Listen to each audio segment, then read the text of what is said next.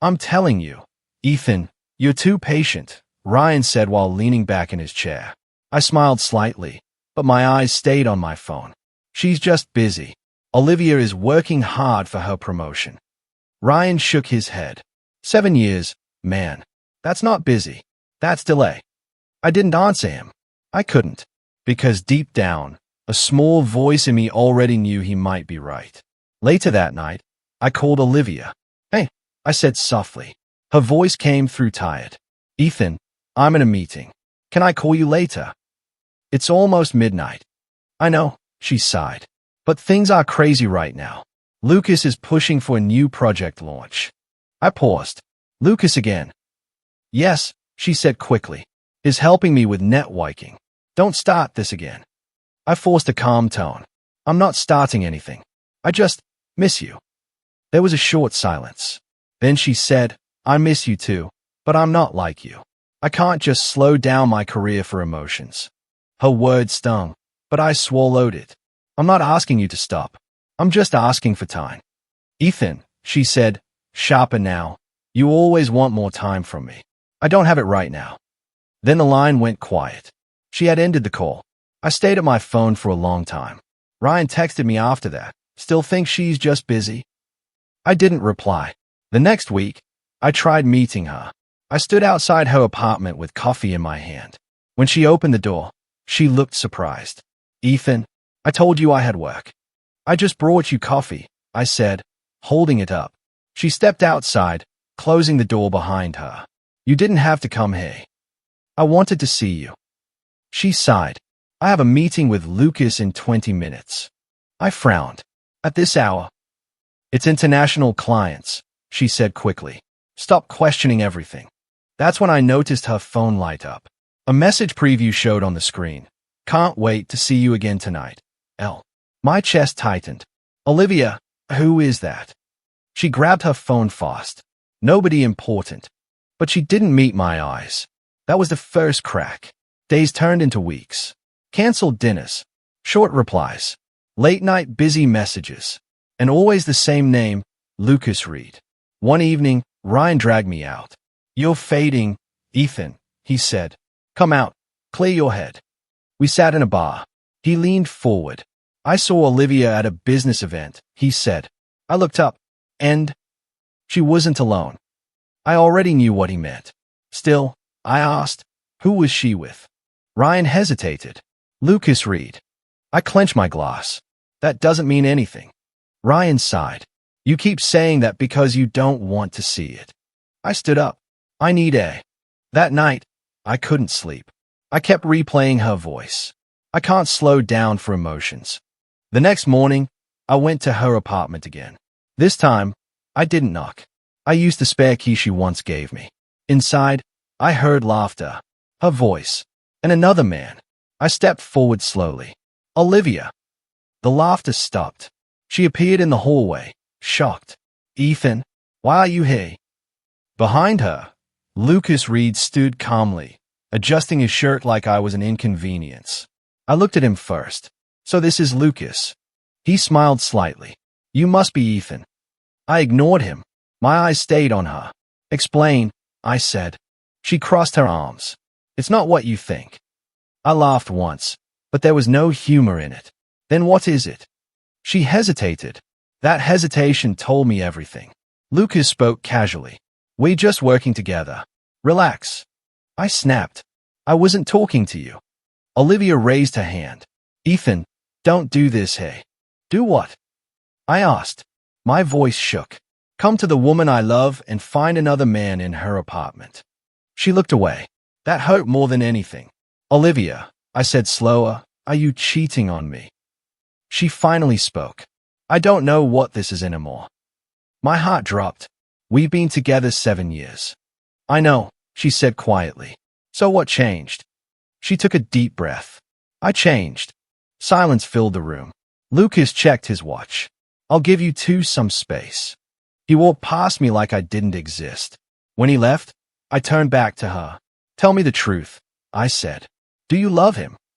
She didn't answer immediately. That silence broke me. Then she said it. I'm exploring my options. I blinked. Options?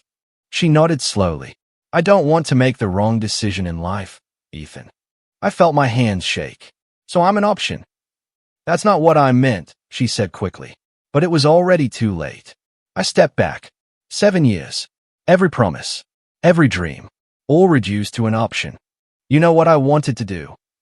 I asked quietly. She looked at me. I was going to propose. Her expression changed slightly. But I wasn't done. I built my life around you, Olivia. I waited for you. I believed in you. She whispered, Ethan. I raised my hand. No, let me finish. My voice broke, but I didn't stop. And you expect me to wait while you decide if I'm enough. She looked down. That was my answer. I turned toward the door. Ethan, please, she said suddenly. I stopped. She said softly, I just need time. I laughed again, but this time it hurt. Time. I repeated, you already used my time. I walked out. Behind me, she said my name again, but I didn't turn back.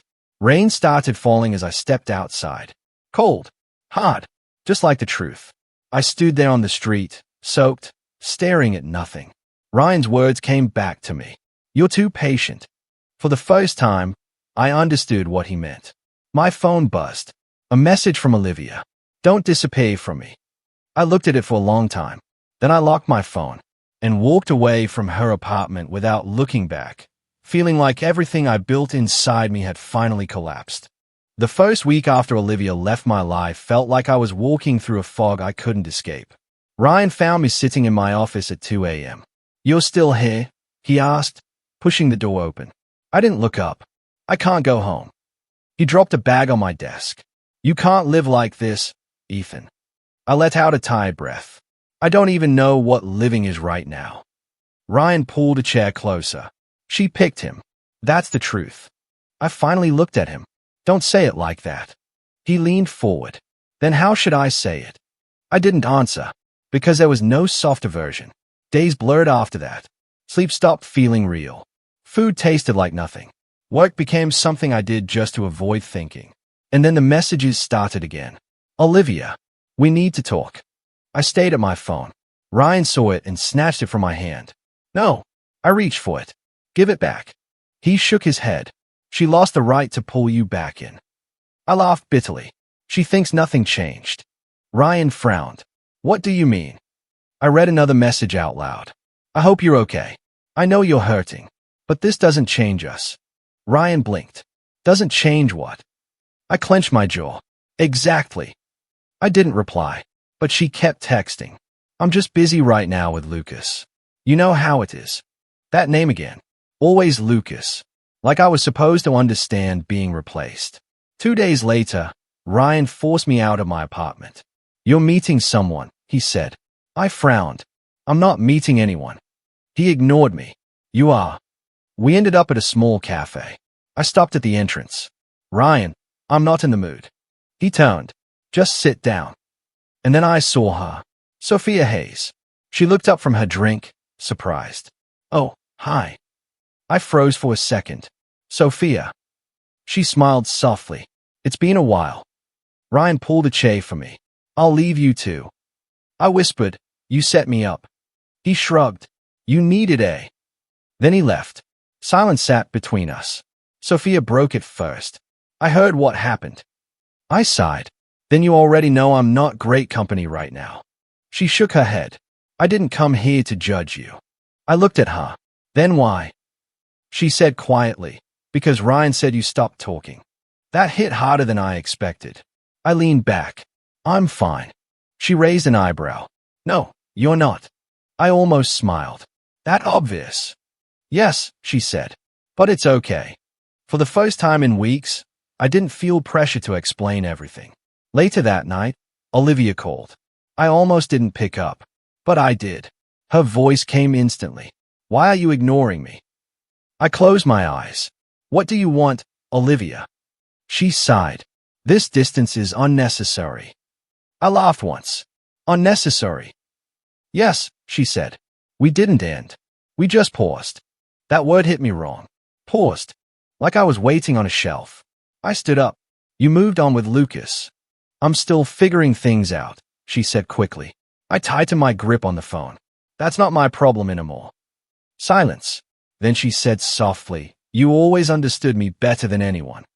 I snapped. "No, Olivia. I just waited longer than anyone." She didn't respond. And then she said something wise. "I know you'll still be there if this doesn't work." My chest went cold. "You think I'm waiting?" I asked. "You always do," she said gently. That broke something inside me. I ended the call. The next day, Emma called. My youngest sister didn't waste time. "You look dead," she said. I rubbed my face. "Thanks." "I'm serious," she said. "You're letting her win even when she's not here." I frowned. "It's not a game." "Yes, it is," she said sharply. "And you're losing to someone who already left you." I stayed quiet. She softened her voice. "Ethan, she chose another life. Let her live it." I whispered, "It's not that easy." Emma replied, "It becomes easier when you stop hoping she comes back." Then she hung up.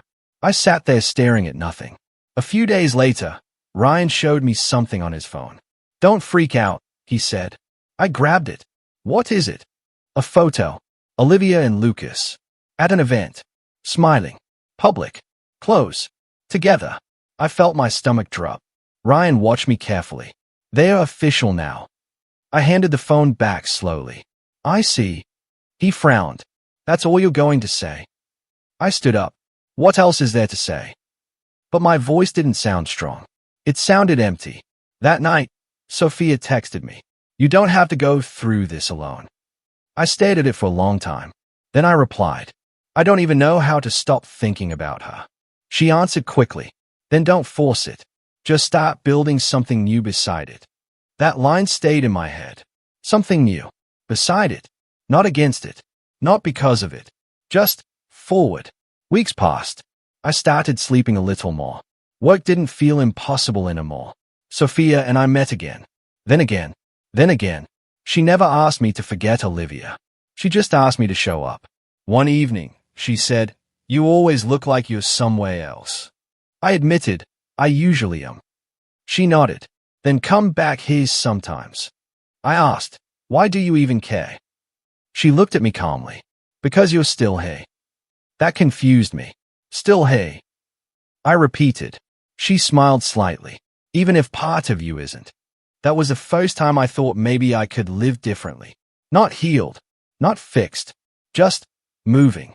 But Olivia wasn't done yet. Because one night, she called again. I almost didn't answer. But I did. She sounded casual. Too casual. "I saw you've been busy," she said. I stayed silent. Then she added lightly, "Maybe one day we'll find our way back to each other." I closed my eyes. And for the first time, I didn't feel hope. I felt insulted. Because she still thought I was waiting. Months passed, but I stopped counting them like before.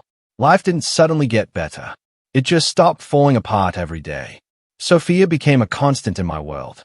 One evening, she looked at me over coffee and said, "You're quieter than before, but not in a bad way." I shrugged. I think I just ran out of things to fight. She shook her head. "No, you just stopped fighting for the wrong person." That sentence stayed with me longer than I expected. Ryan noticed it too. "You're different," he said while we were working late. I didn't look up. Good different or bad different? He smirked. Less dead inside. "So, good." I rolled my eyes slightly. "That's your version of compliments." He leaned on the desk. "I'm serious. That Sophia girl is good for you." I paused. "She's just a friend." Ryan laughed. "Sure." I frowned. "What?" He raised his hands. "Nothing. Just keep telling yourself that." Sophia never pushed me. She just showed up. Sometimes with food. Sometimes with silence. Sometimes just sitting beside me while I worked. One night I said, "You don't have to keep doing this." She looked at me. "Doing what?" "This," I said. "Being here for me." She tilted her head. "Do you want me to stop?" I hesitated. "No." She nodded. "Then I'll stay." It was that simple for her. Not complicated like Olivia. Not conditional. Just present.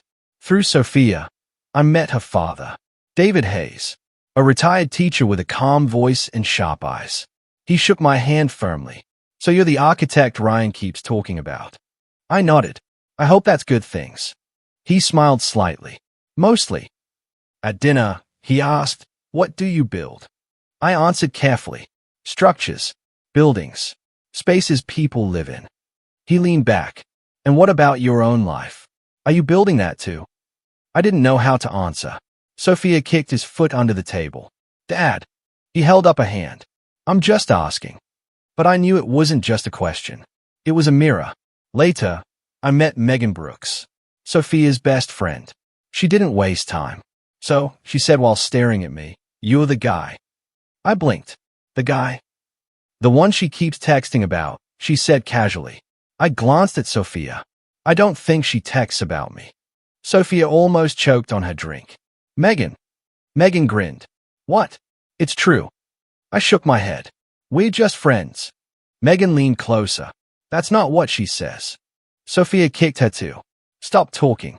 But Megan wasn't wrong. And I think we all knew it. Meanwhile, Olivia's world was starting to crack. I heard things through mutual friends. Arguments. Jealousy.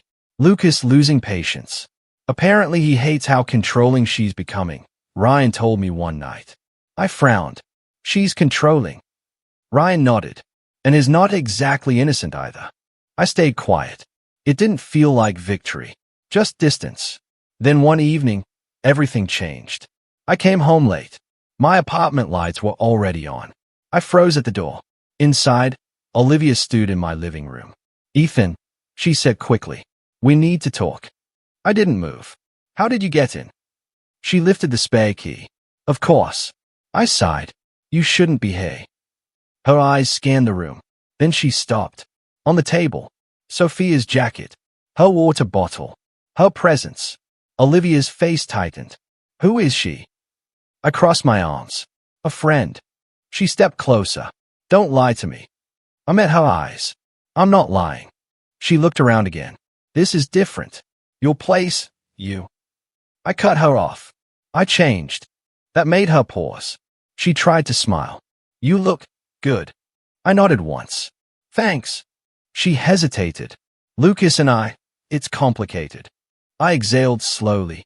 Everything with you is complicated. Her voice softened. Ethan, I didn't come to fight. Then why are you here? I asked. She looked down.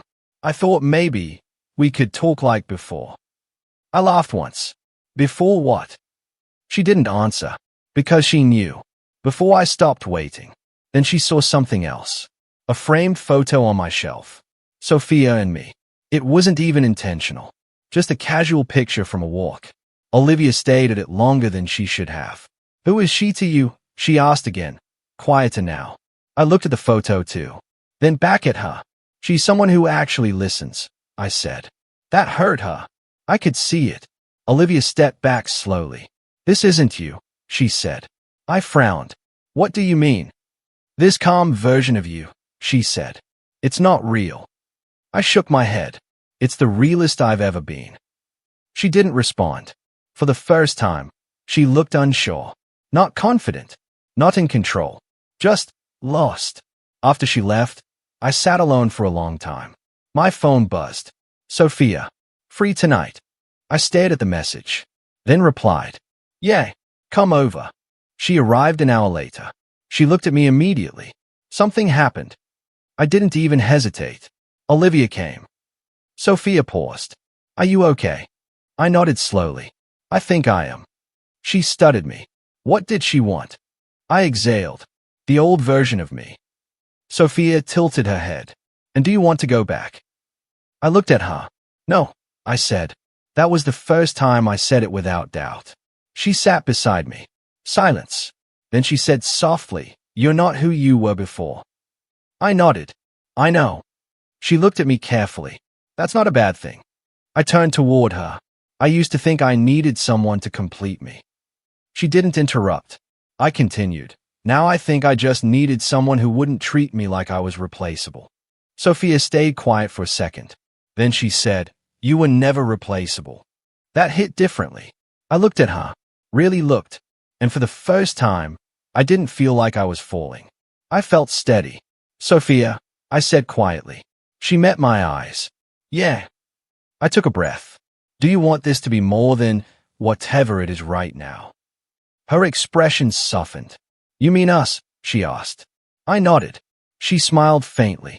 Yes. Just that. No hesitation. No conditions.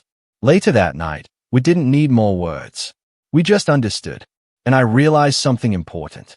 Olivia never made me feel chosen. Sophia did. I didn't know it yet. But as Sophia left my apartment smiling softly to herself, Olivia stood outside in her car, watching, realizing something she had never prepared for. I wasn't waiting anymore. A year changed everything in ways I never thought possible. I didn't wake up one day and feel fixed. It happened slowly, piece by piece, step by step. Sophia was there through all of it. One evening, Ryan looked at me over dinner and said, "You actually look happy now." I frowned slightly. Do I? He nodded. Yeah, it's weird. I rolled my eyes. Thanks for the compliment. He smiled. I mean it. You're not chasing ghosts anymore. That line stayed with me. Because he was right. My work changed too. Clients trusted me more. Projects got bigger. My confidence stopped feeling borrowed. Sophia once said, "You talk differently now." I asked, "Different how?" She smiled. Like you're not asking for permission to exist. That hit deeper than I expected. One weekend, I took her to the coast. Nothing fancy. Just the ocean, wind, and silence. She looked at me. This feels like an escape. I shook my head. No, this feels like a beginning. She tilted her head. A beginning of what? I reached into my pocket. My hands were shaking. For a long time, I said, I waited for someone who never chose me. She stayed quiet.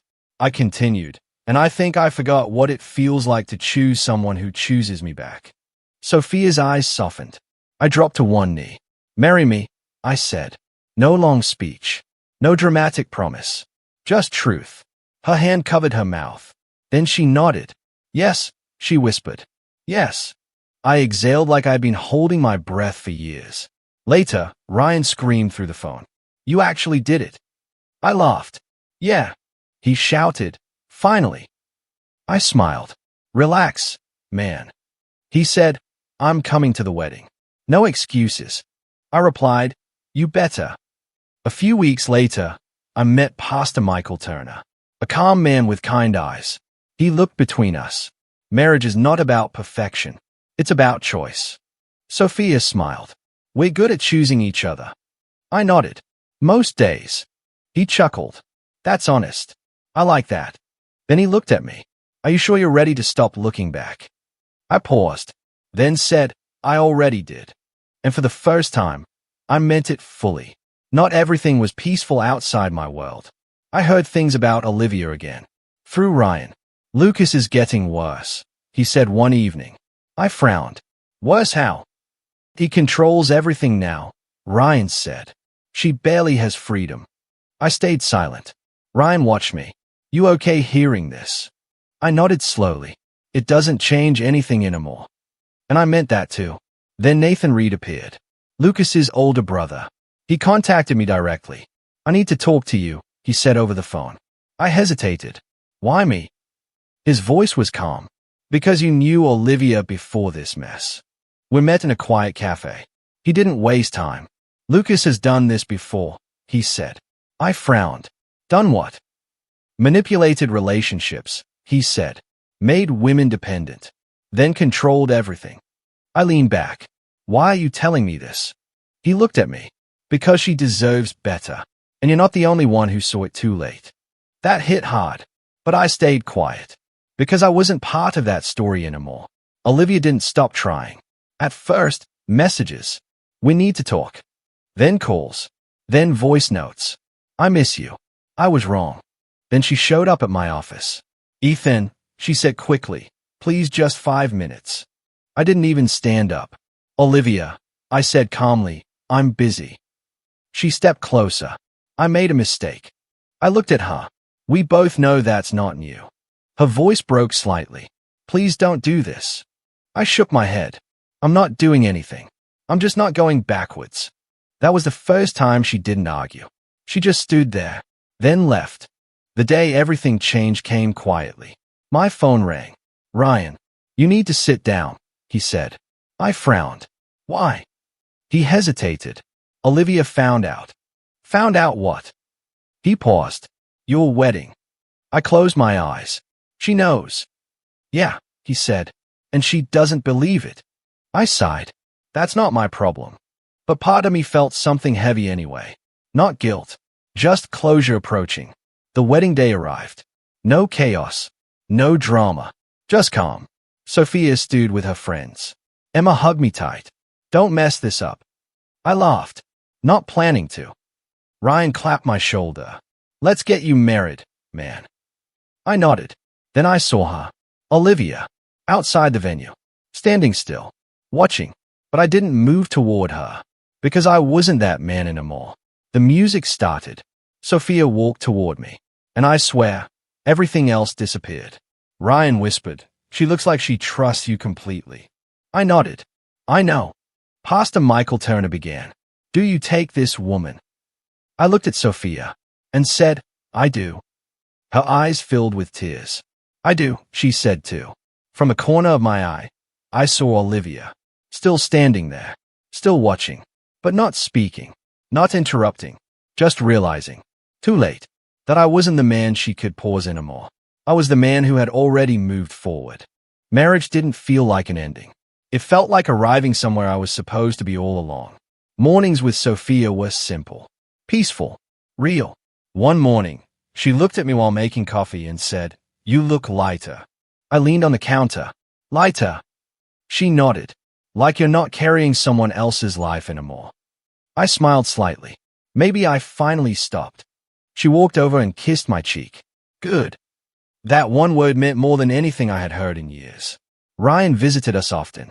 He sat on our couch one evening and said, "I still can't believe you actually settled down." Sophia laughed.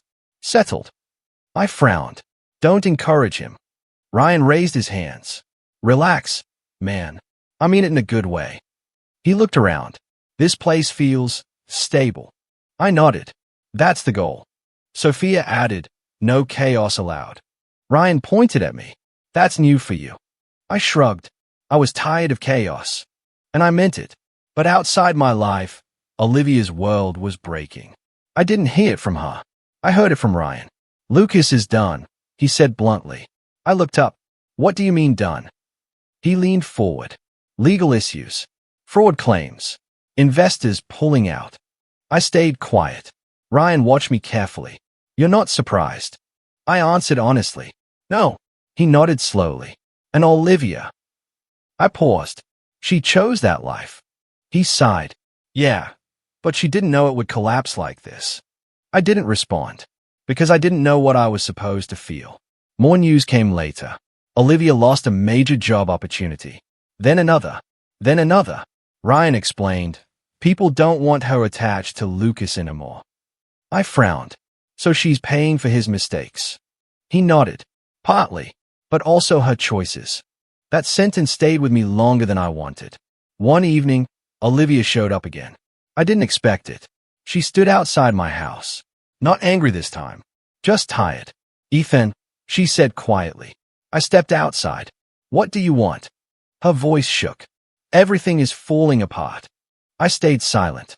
She looked at me. "Lucas lied to me." I nodded once. "People warned you." She blinked. "What?" I said it again. "People warned you." Her expression tightened. "No one told me anything." I shook my head. "They told you. You just didn't listen." That hit her. Hard. She took a step closer. "Do you hate me?" I hesitated. Then answered, "No." That confused her. "Then why does it feel like I lost everything?" I said quietly, "Because you finally did." She looked down. Her voice broke. "I didn't think you'd move on." I frowned. "Why wouldn't I?" She whispered, "Because I thought you were always there." That line didn't surprise me anymore, but it still hurt somewhere deep. Inside the house, Sophia was waiting. She stepped out quietly. "Everything okay?" she asked me. I nodded. "Yeah." She looked at Olivia once, then back at me. She didn't ask questions. She just said, "Do you want me here?" I answered immediately, "Yes." That was enough. Sophia stayed beside me. Not in front. Not behind. Beside. Later that night, I sat with Sophia on the couch. I said, "It's strange." She looked at me. "What is?" "Seeing someone face consequences," I said. She nodded slowly. "And how does it feel?" I hesitated. "Part of me feels justified." She didn't interrupt. I continued, "But another part feels like I'm standing too close to something ugly." Sophia leaned back. "That's because you're still kind." I frowned. "Kind people don't enjoy this." She shook her head. "Kind people just notice it more honestly." That stayed with me. The next time Ryan came over, he said something different. "You should see her," he said. I looked at him. "Olivia." He nodded. "She's not doing well." I stayed quiet. He stuttered me. "You still care?" I answered carefully. "I care about who I used to be with her." Ryan sighed. "That's fair." A few days later, Sophia and I walked through the city. She said, "You've been thinking a lot." I nodded. "I can't help it." She asked, "About her?" I didn't lie. "Sometimes." She didn't get angry. She just said, "What part?" I thought for a moment. "Not her," I said. "The version of me that stayed too long." She squeezed my hand. "That version helped you become this one. That made me stop walking." I looked at her. "You really believe that?" She smiled. "I know it." That night, I stopped thinking about revenge, or karma, or fairness, because Sophia said something that stayed with me. "Winning isn't watching someone lose," she said. "It's building a life where you don't need to look back." The final time I heard about Olivia that week, it wasn't dramatic. Ryan just said, "She was outside a cafe today." I frowned. "Doing what?" "Just sitting," he said. "Watching people." I didn't respond. Later, I found myself imagining it. Olivia alone, watching couples laugh, families walking past, people holding hands like it was nothing, like it was normal, like it was something she once had and didn't protect. She wasn't fighting anymore. She was just realizing. And for the first time, I understood something clearly. Some losses don't happen in a moment. They happen slowly, while you believe you still have time. Years don't feel like they used to anymore. They don't drag. They don't break me. They just pass. And I move with them now instead of against them. The day my son was born, I sat in the hospital room holding Sophia's hand. "You're squeezing too hard," she said weakly, trying to smile through exhaustion. I immediately loosened my grip. "Sorry, I don't know what to do with myself right now." She laughed softly. "You're doing fine." Then the nurse handed me our child. My hand shook. "Hey," I whispered, staring at him. "It's me." Sophia looked at me. "Talk to him." I blinked. "What do I say?" She smiled. "Whatever you want. He's listening." I leaned closer. I used to think life was about waiting for the right moment. Sophia raised an eyebrow. "And now?" I looked at my son. "Now I think it's about showing up before it passes you by." She squeezed my hand. "That's better." Emma came the next day. She looked at the baby and said, "He already has your eyes." I frowned. "That's not fair. He should have Sophia's intelligence too." She laughed. "Too late." She sat beside me. "You look different again." I smiled slightly. "Different how?" "Peaceful," she said, "but in a real way this time." I nodded. I think I stopped trying to fix everything. Emma leaned back. Finally, Ryan showed up with coffee and a stupid grin. "Dad Carter," he said. I rolled my eyes. "Don't start." He looked at the baby. "This is crazy. You actually became responsible." I shrugged. "Don't spread rumors." Sophia called from the other room. "He's been responsible for at least a month." Ryan laughed. "That's progress." Megan and David came later that week. Megan looked at Sophia and said, "You actually turned him into a functioning adult." I frowned. "I was always functional." She pointed at me. "No, you were surviving." David nodded slowly. "There's a difference." I sighed. "Everyone keeps diagnosing me today." David smiled. "That's what family does." That word hit differently. Family, not something I chased anymore. Something I had. Life settled into rhythm. Work, home, laughter, Sleepless nights with a baby crying at 3 a.m. And Sophia saying, "Your turn." And me saying, "I already did 2 hours." And her replying, "That's not how parenting works." One afternoon, I walked alone to get coffee. That's when I saw her, Olivia. At first, I almost didn't recognize her. She wasn't dressed like before. No confidence in her walk. No sharpness in her eyes. Just someone quieter. She saw me too. For a second, neither of us moved. Then she said softly, "Ethan." I nodded. "Olivia." Silence stretched between us. Then she gave a small, nervous smile. "It's been a long time." I answered honestly, "Yeah." She looked at me carefully. "You look happy." I didn't think before replying. "I am." That made her look down. She took a breath. "I heard you have a family now." I nodded. "I do." Her voice softened. "I'm glad." But it didn't sound like she meant it fully. Just polite. Then she said, "I owe you something." I frowned. "You don't owe me anything." She shook her head. "No, I do." Her hands were shaking slightly. "I thought I had time," she said. "I thought you'd always be there, even if I messed up." I stayed quiet. She continued, "I chased everything that looked exciting, and I ignored the one thing that was real." Her eyes finally met mine. "I'm sorry," she said. "Not excuses. Not explanations. Just sorry." I didn't feel anger. That surprised me. Not sadness either. Just distance. I nodded slowly. "I accept that." She blinked. "That's it." I exhaled. "What else do you want me to say?"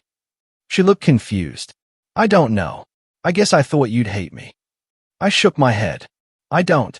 That truth seemed to shake her more than anger would have. She whispered, "Do you ever think about us?"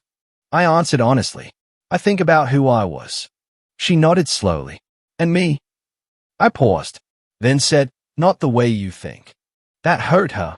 I could tell, but I didn't change it. A long silence followed. Then she said, "You really moved on." I nodded. "Yes." She looked away.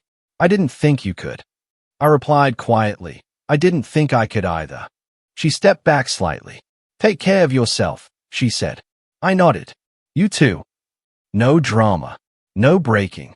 Just closure. She turned and walked away, and I didn't follow. I didn't watch for long. When I got home, Sophia was sitting on the floor with our child. She looked up. "You're back early." I smiled. "Yeah." She asked, "Everything okay?" I nodded. She studied me. "You look different."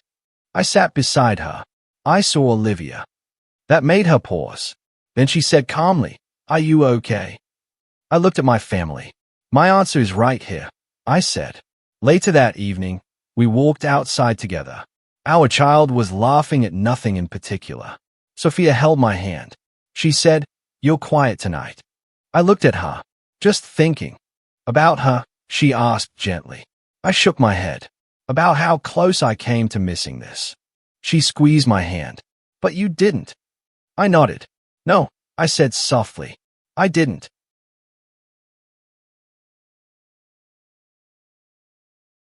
As the sun went down, I realized something simple. The revenge I once imagined never mattered. No punishment. No victory over someone else. Just this life. This peace. This family. And as I watched my child run towards Sophia laughing, I finally understood. I didn't lose Olivia. I found myself.